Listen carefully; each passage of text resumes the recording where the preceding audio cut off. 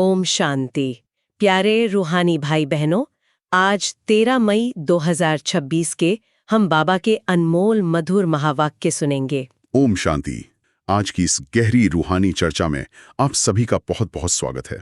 आइए, इस सफर पर चलने से पहले अपने मन को बाहर की इस शोर भरी भागदौड़ से एकदम पूरी तरह समेट लें। जी बिल्कुल। कुछ पलों के लिए एकदम शांत हो जाएं।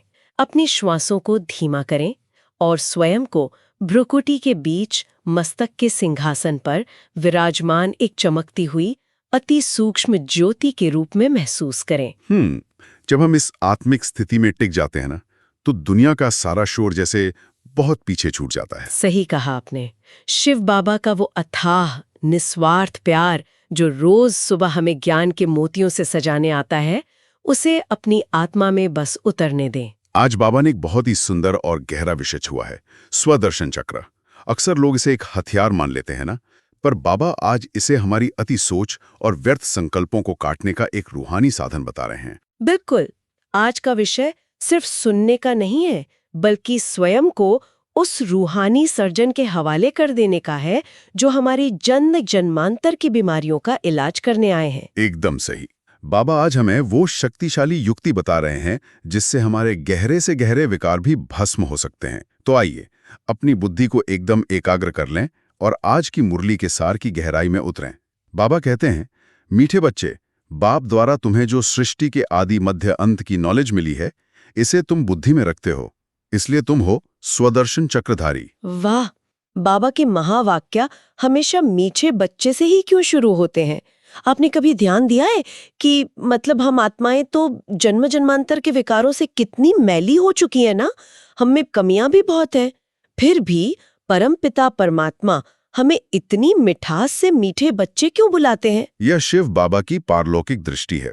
देखिए, दुनिया हमें हमारे शरीर, हमारी गलतियों और हमारे वर्तमान स्वभाव के आधार पर देखती है। जी बिल्कुल। लेकिन परमपिता परमात्मा जब हमें देखते हैं ना, तो वो हमारी वर्तमान कमियों को नहीं देखते, वो हमारे उस आदि स्वरूप को देखते हैं जब हम सतयुग में एकदम पवित्र और सतोप्रधान थे। वो हमारे असली मूल स्वरूप से बात करते हैं। सचमुच, ये संबोधन ही अपने आप में एक रूहानी मरहम है। इस एक शब्द को सुनते ही आत्मा का सारा बोझ जैसे उतर जाता है। हाँ, और फिर बाबा कहते हैं कि हमें सृष्टि के आदि, मध्य और अंत की नॉलेज मिली है, जो हमें स्वदर्शन चक्रधारी बनाती है। पर यहाँ कई श्रोताओं के मन में ये सवाल उठ सकता है कि क्या सिर्फ इतिहास और भविष्य के समय चक्र को याद रखने से हम स्वदर्शन चक्रधारी बन जाते हैं? इसका हमारे रोजमर्रा के जीवन से क्या संबंध है? बहुत ही अच्छा प्रश्न है ये सिर्फ कोई ऐतिहासिक जानकारी रटने वाली बात नहीं है। स्वदर्शन का मतलब ही है स्व का दर्शन। स्व का दर्शन। जी, जब हम इस चक्र को याद करते हैं कि मैं सतयुग में देवता था, मध्य में द्वापर युग से मैंने देह अभिमान में आकर जन्म लिए और अब अंत में कलयुग में मैं वापस बाबा से मिलकर फरिश्ता बन रहा हूँ, तो ये स्मृति हमारी आत्मा को शरीर से एकदम न्यारा कर देती है। वाह! मतलब जब ये ज्ञान बुद्धि में घूमता है तो दुनियावी परेशानियां बहुत छोटी लगने लगती हैं, क्योंकि हमें पता है कि ये सब तो सिर्फ एक नाटक का हिस्सा है। एकदम सही कहा आपने। ये चक्र हमारी व्यर्थ चिंताओं को काटता है, कोई गला काटने वाला हथियार नहीं है ये। जी, शास्त्रों में तो सुदर्शन चक्र को एक काटने वाले हथियार के रूप में ही दिखाया गया है, जो भगवान की उंगली पर घूमता है और शत्रुओं का विनाश करता है। लेकिन बाबा ने इसका कितना सुंदर और तार्किक अर्थ बताया है। ये तो आत्मिक स्मृति का चक्र है। बिल्कुल, ज्ञान का ये चक्र हमारे अज्ञान और विकारों को काटता है। तो आइए, इसी शक्तिशाली स्मृति के साथ आज के प्रश्न की ओर बढ़ते हैं।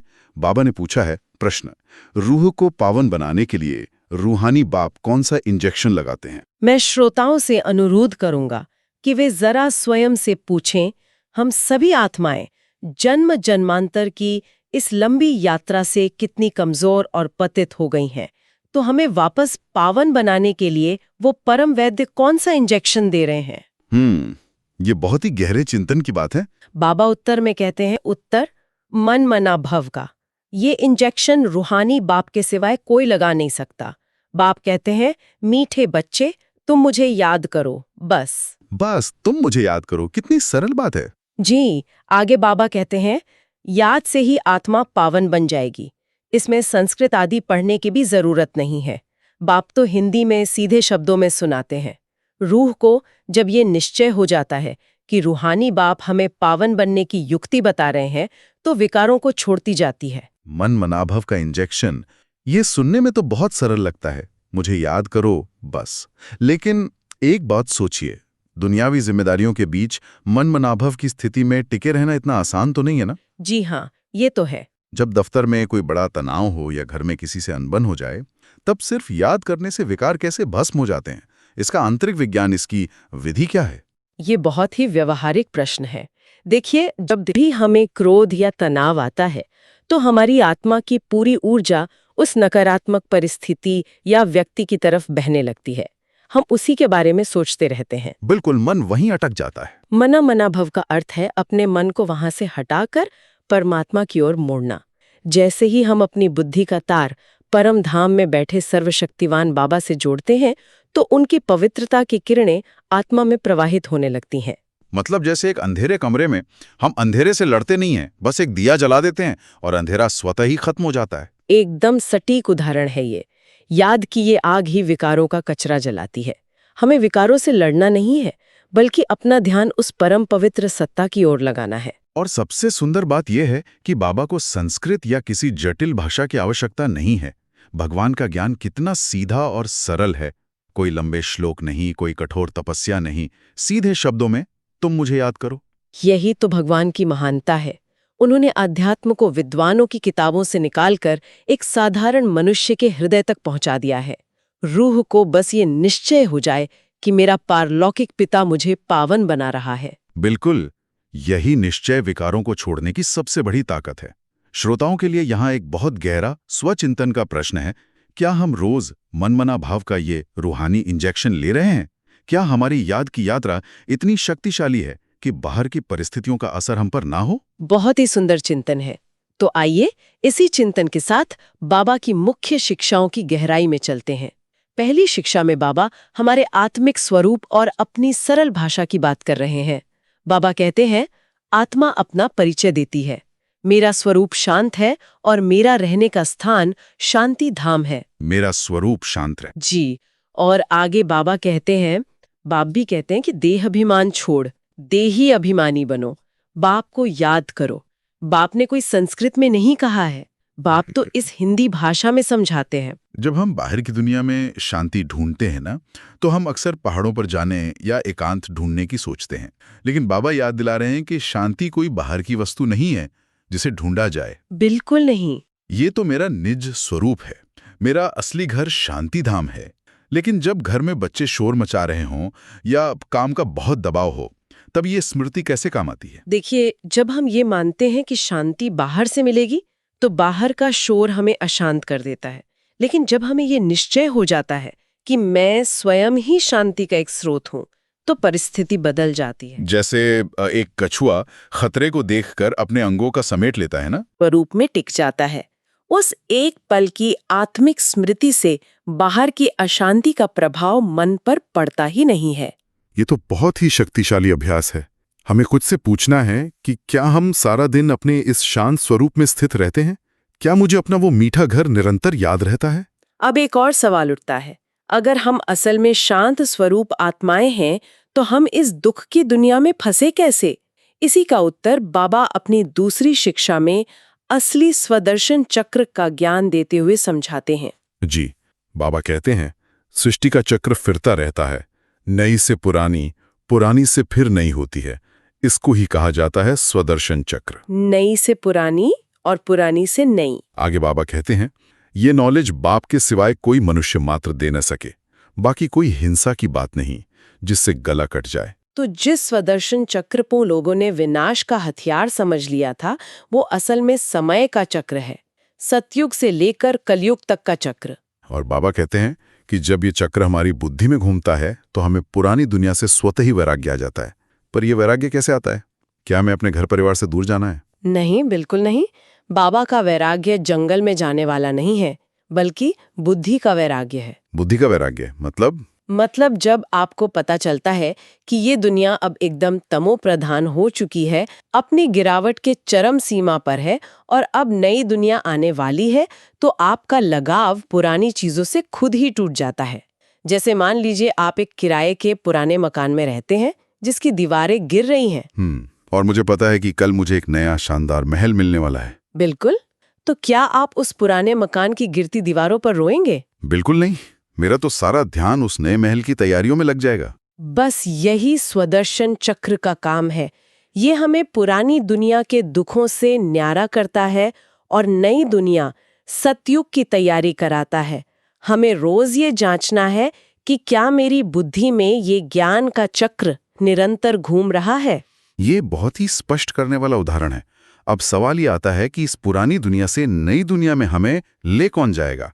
क्या कोई देहधारी मनुष्य गुरु हमें ये रास्ता दिखा सकता है? यहीं पर बाबा तीसरी बात में एक बहुत बड़ा भ्रम दूर करते हैं।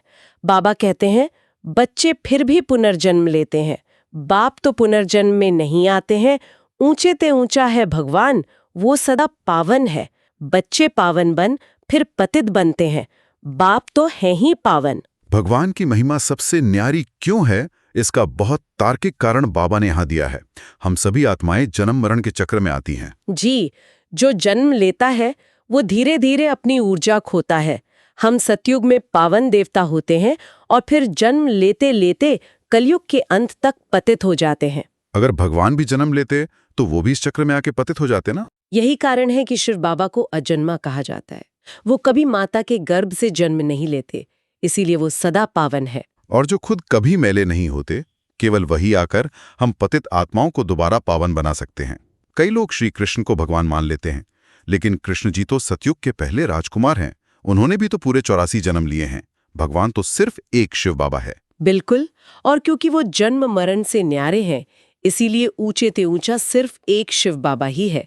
हमारा स्वचिंतन होना चाहिए कि क्या मुझे शिव बाबा की इस सर्वोच्च सदा पावन महिमा का पूरा पूरा निश्चय है? अगर शिव बाबा जन्म नहीं लेते, उनका अपना कोई शरीर नहीं है, तो फिर वो हमें ज्ञान कैसे देते हैं? वो हमें अपना कैसे बनाते हैं? ये एक बहुत बड़ा रहस्य है जिसे बाबा चौथी शिक्षा में स्पष्ट कर रहे हैं, अडॉप्शन की प्रक्रिया। जी, अडॉप्शन। बाबा कहते हैं शिव को प्रजापिता नहीं कहेंगे। शिव सभी आत्माओं का निराकार बाप है। फिर यहाँ आकर प्रजापिता ब्रह्मा द्वारा अडॉप्ट करते हैं। ब्रह्मा द्वारा ही तुमको ब्राह्मण बनाए, फिर देवता बनाता हूँ। ये संगम युग का सबसे अमूल्य रहस्य है। संगम युग यानी वो छोटा सा परिवर्तन का समय, जब घोर कलयुग जा रहा है और नया सतयुग आ रहा है। निराकार परमपिता परमात्मा को जब सृष्टि परिवर्तन का कार्य करना होता है, तो उन्हें भी ज्ञान सुनाने के लिए एक मुख्य आवश्यकता होती है। और वो साकार माध्यम है प्रजापिता ब्रह्मा। शिव बाबा हमें ब्रह्मा के मुख द्वारा अडॉप्ट करते हैं। मुख वंशावली ब्राह्मण, ये शब्द हम बहुत सुनते हैं। साधारण दुनिया में ब्राह्मण वो है जो किसी ब्राह्मण परिवार में जन्म लेता है, लेकिन यहाँ बाबा कह रहे हैं कि हम ज्ञान के आधार पर, ब्रह्मा के मुख से निकले हुए महावाक्यों के आधार पर ब्राह्मण बनते हैं। मतलब हमारा ये जन्म शरीर से नहीं बल्कि ईश्वरीय ज्ञान से हुआ है। मन जीवन कोई सन्यासियों वाला जीवन नहीं है। हमें घर बार छोड़ने की जरूरत नहीं है। हमें गृहस्थ व्यवहार में रहते हुए कमल के फूल के समान पवित्र रहना है। सही कहा। असली सन्यास जंगलों में जाने का नहीं है, बल्कि अपने अंदर बैठे इन 5 विकारों काम, क्रोध, लोभ, मोह, अहंकार का सन्यास करना है। कीचड़ में रहकर भी कीचड़ से अछूता रहना। यही सच्चा पुरुषार्थ है। घर में रहते हुए सब जिम्मेदारियां निभाते हुए अपनी बुद्धि को उस एक बाप में लगाना। क्या मैं हर कर्म करते हुए स्वयं को ब्रह्मा मुख वंशावली ब्राह्मण महसूस करती हूँ? अब आते हैं बाबा की 5वीं शिक्षा पर, जो बहुत ही मार्मिक है। दुनिया की वर्तमान हालत का वर्णन करते हुए बाबा कहते हैं रूह को ही ज्ञान चाहिए। रूह ही पतित बना है, उनको ही रूहानी इंजेक्शन चाहिए। बाप को कहा जाता है रूहानी अविनाशी सर्जन। भारतवासी इस समय रौरव नर्क में पड़े हैं। मैं ही आकर सब बच्चों को स्वर्गवासी बनाता हूँ। बाबा के इन शब्दों में कितनी असीम करुणा है। रौरव नर्क का मतलब है दुखों और पीड़ा की वो चरम सीमा, जहां इंसान पूरी तरह से लाचार हो चुका है। आज दुनिया को ही देख लीजिए। ये पूरी दुनिया एक बहुत बड़ा अस्पताल बन चुकी है, जहां शरीर की बीमारियां तो हैं ही, लेकिन सबसे बड़ी बीमारी आत्मा की है। डिप्रेशन, तनाव, क्रोध और लोभ के रोग। और ऐसे समय में वो रूहानी सर्जन शिव बाबा स्वयं परम धाम से आते हैं। दुनिया के डॉक्टर तो सिर्फ शरीर को ठीक कर सकते हैं, और वो भी सिर्फ कुछ समय के लिए। लेकिन शिव बाबा हमारी जन्म जन्मांतर की बीमारियों को जड़ से खत्म करने के लिए ज्ञान और योग का इंजेक्शन देते हैं, ताकि हम फिर से स्वस्थ और सुंदर स्वर्गवासी बन सकें। जब आत्मा पतित होती है तो शरीर और ये दुनिया भी रोगी हो जाती है, लेकिन बाबा का ज्ञान अमृत पीकर आत्मा फिर से कंचन काया और दैवी गुणों से संपन्न हो जाती है। क्या मैं उस रूहानी सर्जन का पूरा इलाज ले रही हूं? क्या मैंने स्वयं को पूरी तरह से उनके हवाले कर दिया है? इस इलाज का सबसे मुख्य हिस्सा है बाबा की दी हुई सावधानियां, यानी धारणाएं। जो डॉक्टर परहेज बताता है उसका पालन करना बहुत जरूरी है। तो आज की मुरली से धारणा के लिए मुख्य सार की ओर चलते हैं। जी, धारणा के लिए पहला बिंदु है, बाबा कहते हैं, बाप से जो ज्ञान अमृत मिलता है उस अमृत को पीना और पिलाना है। पुजारी से पूज्य बनने के लिए विकारों का त्याग करना है। ज्ञान अमृत को पीना और पिलाना, इसका मतलब है कि सिर्फ सुनना काफी नहीं है। ज्ञान को अपने जीवन में, अपने व्यवहार में उतारना है, यानी पीना है, और फिर अपनी शांत स्थिति और शब्दों से दूसरों को भी इसका अनुभव कराना है, यानी पिलाना है। यही सच्ची रूहानी सेवा है। लेकिन ये पुजारी से पूज्य बनने की शर्त थोड़ी कठिन लगती है ना? विकारों का संपूर्ण त्याग कैसे हो? ये एक क्रमिक यात्रा है। हम मंदिरों में जिन देवी देवताओं की पूजा करते हैं, उनकी महिमा ही उनकी संपूर्ण पवित्रता है। बाबा हमें वही पूज्य देवता बना रहे हैं। जब हम रोज बाबा की याद का इंजेक्शन लेते हैं तो ये विकार रूपी कीटाणु धीरे धीरे खत्म होने लगते हैं। और जब तक विकार हैं तब तक हम पूज्य स्थिति को प्राप्त नहीं कर सकते। बिल्कुल। धारणा का दूसरा बिंदु है, बाप जो स्वर्ग में जाने के लायक बना रहे हैं उनकी हर बात माननी है, पूरा निश्चय बुद्धि बनना है। उनकी हर बात माननी है, ये श्रीमत यानी ईश्वरीय श्रेष्ठ मत पर 100% चलने का स्पष्ट इशारा है। कभी कभी माया हमें भटकाने की कोशिश करती है कि थोड़ा गुस्सा कर लेने से क्या होता है। लेकिन अगर हम निश्चय बुद्धि हैं कि ये मेरे परम पिता का फरमान है तो हम कभी डगमगाएंगे नहीं। श्रीमत ही हमारी सुरक्षा की रेखा है। और इसी निश्चय को पक्का करने के लिए बाबा हमें रोज एक वरदान देते हैं। तो आइए गहराई से सुनते हैं आज का बाबा का वरदान। अनुभव की विल पावर द्वारा माया की पावर का सामना करने वाले अनुभवातीत भव। बाबा ने इसे स्पष्ट करते हुए कहा है, सबसे पावरफुल स्टेज है अपना अनुभव। अनुभवी आत्मा अपने अनुभव की विल पावर से माया की कोई भी पावर का, सभी बातों का, सर्व समस्याओं का सहज ही सामना कर सकती है और सभी आत्माओं को संतुष्ट भी कर सकती है। आगे बाबा कहते हैं, सामना करने की शक्ति से सर्व को संतुष्ट करने की शक्ति अनुभव के विल पावर से सहज प्राप्त होती है। इसलिए हर खजाने को अनुभव में लाकर अनुभव ही मूर्त बनो। अनुभव की शक्ति, ये बहुत ही गहरा विषय है।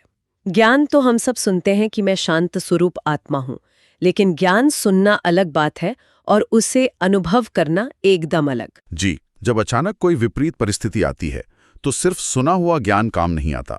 उस समय अनुभव की शक्ति कैसे हमारी ढाल बनती है। इसे हम साधारण जीवन के एक उदाहरण से समझ सकते हैं। जैसे जब आप पहली बार साइकिल चलाना सीखते हैं तो आपको बहुत डर लगता है, आप बार बार गिरते हैं, लेकिन जब आपको साइकिल चलाने का अनुभव हो जाता है तो ये आपकी मांसपेशियों की स्मृति में बैठ जाता है। वाह, बहुत सटीक उदाहरण है।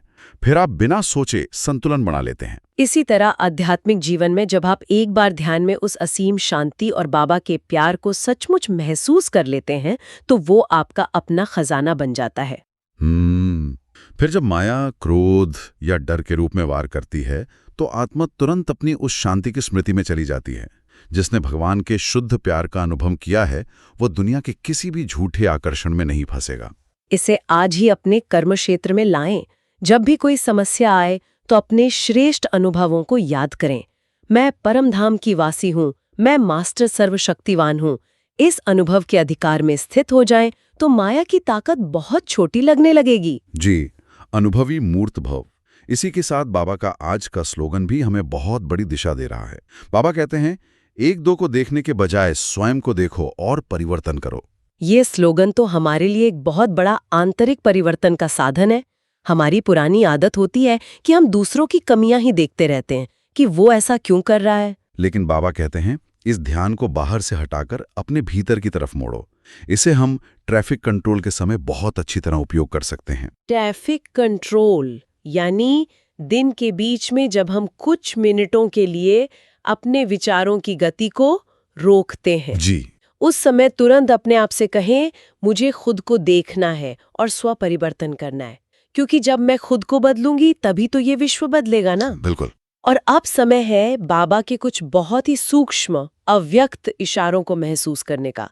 अव्यक्त इशारे हमें हमारी फरिश्ता स्थिति की ओर ले जाते हैं, जहां शरीर का कोई भान नहीं रहता। बाबा कह रहे हैं, सदा अचल अडोल एक रस स्थिति का अनुभव करो। बाबा आगे कहते हैं, अपने आप को चेक करो, हर शक्ति का, हर प्राप्ति का, हर गुण का अनुभव है।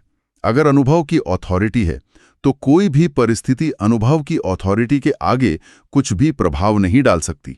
आगे ये भी कहा है, अनुभवी मूर्त कभी भी किसी भी परिस्थिति में अचल अडोल रहते हैं।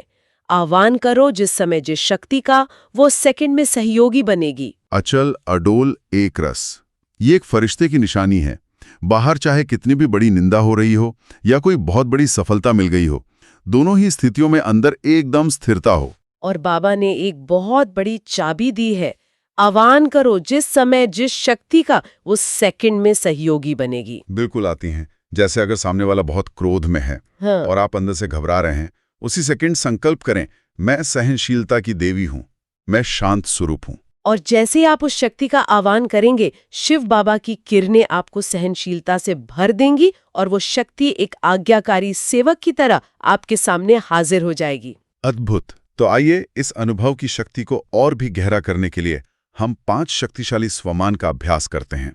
ये स्वमान कोई साधारण शब्द नहीं है, बल्कि ये आत्मा के वास्तविक आभूषण हैं जो हमें सारा दिन एक दिव्य ऊर्जा से भरपूर रखेंगे। पहला स्वमान है, मैं स्वदर्शन चक्रधारी आत्मा हूँ। इसे गहराई से महसूस करें, अपने मस्तक के बीच देखें।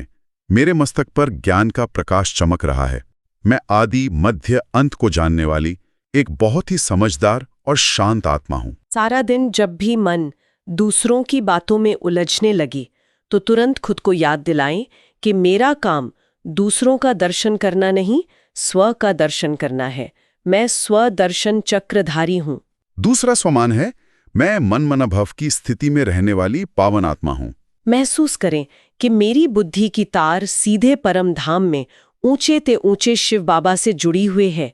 बाबा की पवित्र किरणें मुझ पर लगातार पड़ रही हैं और मेरे सारे जन्मों के विकर्म भस्म हो रहे हैं। व्यवहार में जब भी कोई पुराना स्वभाव या विकार परेशान करे, तो तुरंत इस स्थिति में टिक जाएं कि मैं बाबा की याद में बैठी एकदम पावन आत्मा हूँ। बाबा की याद ही मेरा सबसे बड़ा सुरक्षा कवच है। तीसरा स्वमान, मैं रूहानी सर्जन शिव बाबा की स्वस्थ और निर्विकारी संतान हूँ। मन की आंखों से देखें कि शिव बाबा जो सुप्रीम सर्जन हैं, वो मेरे ठीक सामने हैं। उनके प्यार और ज्ञान के इंजेक्शन ने मेरी आत्मा को हर मानसिक और आध्यात्मिक बीमारी से मुक्त कर दिया है। मैं एकदम स्वस्थ आत्मा हूँ। इसे अपने कर्म क्षेत्र में ऐसे अनुभव करें कि मुझ आत्मा में तनाव, चिंता या ईर्ष्या का कोई रोग नहीं है।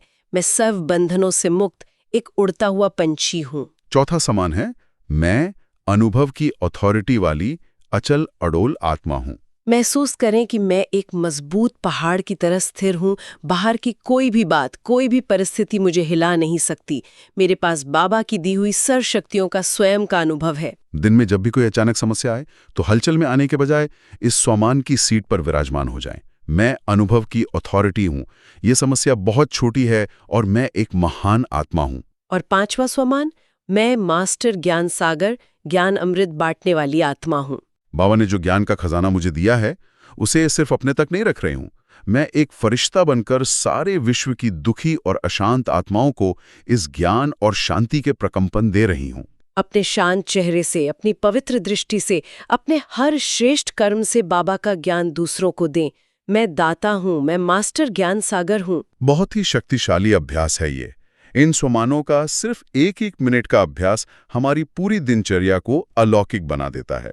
तो आज की इस पूरी रूहानी यात्रा का सार अगर हम देखें, तो बाबा ने हमें स्वदर्शन चक्र के माध्यम से खुद को पहचानने की विधि दी। बिल्कुल।